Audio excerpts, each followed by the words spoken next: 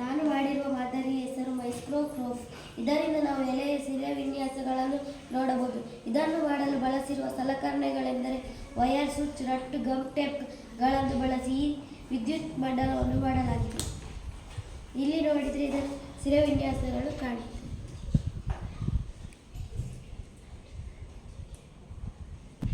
ನಾನು ಮಾಡಿರುವ ಮಾದರಿಯ ಹೆಸರು ಆಫ್ ರೋಡಿಂಗ್ ಚಾರ್ಜರ್. ಇದರ ಉಪಯೋಗ ಏನೆಂದರೆ ಇದು ಬೆಟ್ಟ ಹತ್ತಲಿಕ್ಕೆ ಎಲ್ಲ ಸಹಾಯ ಮಾಡ್ತದೆ. ಇದನ್ನು ಒಂದು battery, 2 clip, wire, switch, nut, ಒಂದು ಆರ್ಟಿಫಿಷಿಯಲ್ ಟೈರ್, 2 ಮೋಟ್ರ್ ಟೈರನ್ನು ಬಳಸಿದ್ದೇನೆ ಮತ್ತು ಮುಂದೆ ಹೆಡ್ಲೈಟನ್ನು ಬಳಸಿದ್ದೇನೆ.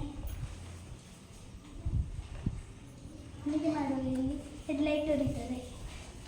ಆನ್ ಮಾಡಿದಾಗ ಟೈರ್ ಓಡ್ತದೆ.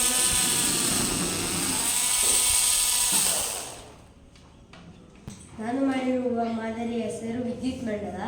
ಇದನ್ನು ಮಾಡಲು ಫ್ಯಾನ್, ಡಿಸಿ ಮೋಟ್ರು, ಸ್ವಿಚ್, ಬ್ಯಾಟರಿಯನ್ನು ಬಳಸುತ್ತಾರೆ. ಇದನ್ನು ಬಳಸಿ ಇದನ್ನು ಆನ್ ಮಾಡಿದಾಗ ತಿರುಗುತ್ತದೆ, ಇದನ್ನು ಆಫ್ ಮಾಡಿದಾಗ ನಿಲ್ಲುತ್ತದೆ. ನಾನು ಮಾಡಿರುವ ಮಾಡೆಲ್ ಲೈಟ್ ಮತ್ತು ಫ್ಯಾನ್, ಮತ್ತು ಇದು ಜಾತ್ರೆಯಲ್ಲಿ ಬಳಸುವ ಇದು ಬೆಂಕಿ. ಇದನ್ನು ಮಾಡಲಿಕ್ಕೆ ಇದು ಬಲ್ಬಿದು ಪೀಸ್ ಮತ್ತು ಇನ್ನೊಂದು ಪೈಪನ್ನು ತಗೊಂಡು ಇದಕ್ಕೆ ಸಿಕ್ಕಿಸಿ ಗಂಟೆ ಹಾಕಿ, ಮತ್ತು ಸೋನ್ ಪಾಪಡಿಯ ಬಾಕ್ಸ್ ತಗೊಂಡು ಇಲ್ಲಿ ತೂತು ಮಾಡಿ ಇಲ್ಲಿ ಹಾಕಿ, ಅಲ್ಲಿಂದ ಕೆಳಗಿಂದ ವಯರ್ ಸಿಕ್ಕಿಸಿ ಇಲ್ಲಿ ಲೈಟ್ ಹಾಕಬೇಕು. ಮತ್ತು ಸ್ವಿಚ್ ಕನೆಕ್ಟ್ ಇಲ್ಲಿ ಕೊಯ್ದು ಸ್ವಿಚ್ ಕನೆಕ್ಟ್ ಮಾಡಿ ಒಳಗಿಂದ ವಯರ್ ಹಾಕಿ ಸಿಕ್ಕಿಸಿದಾಗ ಇದು ಬಲ್ಬ್ ಉರಿಯುತ್ತದೆ. ಮತ್ತು ಇದು ಫ್ಯಾನಿಗೆ ಒಂದು ಮರದ ಪೀಸ್ ತಗೊಂಡು ಮತ್ತು ಇಲ್ಲಿ ಅದಕ್ಕೆ ಸೈಜ್ ಬೇಕಾದಷ್ಟು ಕಟ್ ಮಾಡಿ ಮೋಟರನ್ನು ಸಿಕ್ಕಿಸಬೇಕು. ಮತ್ತು ಬ್ಯಾಟ್ರಿ ವಯರೆಲ್ಲ ಕಲೆಕ್ಷನ್ ಕೊಟ್ಟು ಸ್ವಿಚ್ಚಿಗೆ ಕಲೆಕ್ಷನ್ ಕೊಟ್ಟು ಇಲ್ಲಿ ಸ್ವಿಚ್ ಹಾಕಿದಾಗ ತಿರುಗ್ತದೆ. ಮತ್ತು ಇದು ಬೆಂಕಿ ಇದೆ, ಇದರಲ್ಲಿ ಒಂದು ಬೆಂಕಿ ಕಡ್ಡಿ ತಗೊಳ್ಬೇಕು. ಮತ್ತು ಇದನ್ನು ಹೀಗೆ ಹಚ್ಚಿ ಇದನ್ನು ನಾವು ಮಾಡಿರುವ ಮಾಡೆಲ್ನ ಹೆಸರು ಕೂಲರ್. ಇದು ಚಿಕ್ಕ ಮಕ್ಕಳಿಗೆ, ಪುಟಾಣಿ ಮಕ್ಕಳಿಗೆ ಗಾಳಿ ಬೇಕಾದರೆ ಹಾಕಬಹುದು.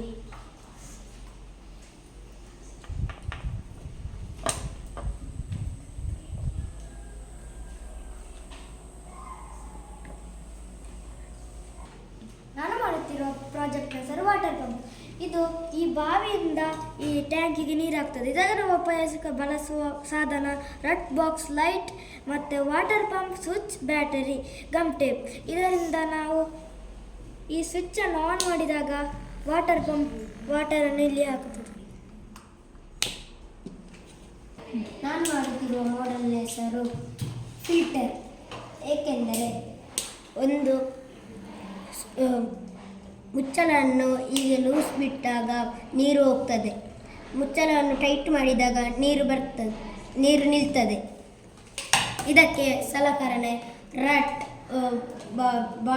ಬಾಟಲಿ ಮತ್ತೊಂದು ಸ್ಟ್ರಾ. ನಾನು ಮಾಡಿರುವ ಮಾಡೆಲ್ ಲೈಟ್. ಇದು ಆನ್ ಮಾಡಿದಾಗ ಉರಿಯುತ್ತದೆ, ಆಫ್ ಮಾಡಿದಾಗ ಉರಿಯುವುದಿಲ್ಲ. ನಾನು ಮಾಡುತ್ತಿರುವ ಮಾಡೆಲ್ನ ಹೆಸರು ಬೆಳಕಿನ ವೀಕ್ಷಣೆ. ಬೆಳಕು ಸರಳ ರೇಖೆಯಲ್ಲಿ ಚಲಿಸುತ್ತದೆ.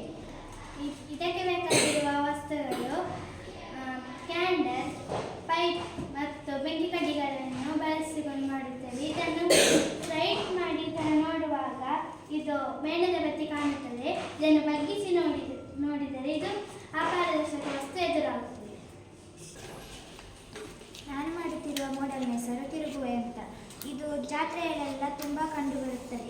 ಇದು ಸ್ವಿಚ್ ಆನ್ ಮಾಡಿದಾಗ ಇದು ತಿರುಗುತ್ತದೆ. ಇದನ್ನು ಮಾಡುವ ಸಲಕರಣೆ ರಟ್, ಬ್ಯಾಟರಿ, ಸ್ವಿಚ್, ಇದು ಮುಚ್ಚಳ. ಆದಮೇಲೆ ಅದನ್ನು ಬಲ್ಲಿಗೆ ಹಾಕಿ ಅಂಟಿಸಬೇಕು. ಇಲ್ಲಿ ಸ್ವಿಚ್ ಆನ್ ಮಾಡಿದಾಗ ಅದು ತಿರುಗುತ್ತದೆ. ನಾನು ಮಾಡಿರುವ ಮಾಡೆಲ್ನ ಹೆಸರು ಲೇಸರ್ ಲೈಟ್.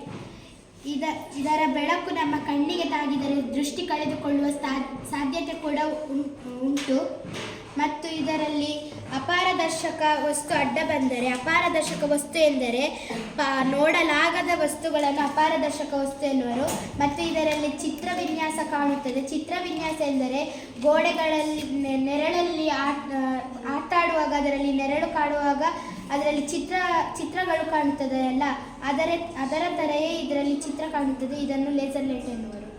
ನಾನು ಮಾಡುತ್ತಿರೋ ಮಾಡೆಲ್ನ ಹೆಸರು ಗಾಳಿಯಲ್ಲಿ ಆಕ್ಸಿಜನ್ ಇದೆಯೇ ಇಲ್ಲ ಅಂತ. ಈಗ ನಾನು ಒಂದು ಗ್ಲಾಸಿನ ಲೋಟವನ್ನು ತೆಗೆದುಕೊಂಡಿದ್ದೇನೆ, ಮೇಣದ ಬತ್ತಿ ಮೇಲೆ ಹಾಕಿದ್ದೇನೆ. ಲೋಟದಲ್ಲಿ ಆಕ್ಸಿಜನ್ ಇಲ್ಲದಿದ್ದರಿಂದ ಬೆಂಕಿ ಆರಿದೆ.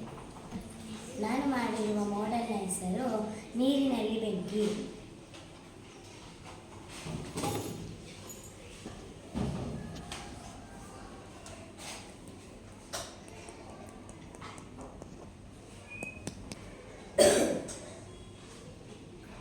ನೀರಿಗೆ ನೈಫ್ ಪಾಲಿಶನ್ನು ಹಾಕಿ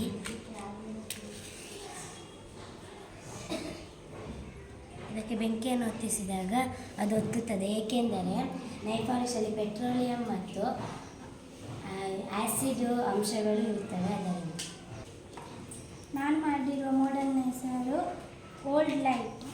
ಇದನ್ನು ಬಳಸಲು ಕ್ಲಿಪ್ ಮತ್ತು ಸ್ವಿಚ್ಚನ್ನು ತೆಗೆದುಕೊಂಡು ನಂತರ ಬ್ಯಾಟ್ರಿ ಮತ್ತು ಬಲ್ಬನ್ನು ತೆಗೆದುಕೊಳ್ಳಬೇಕು.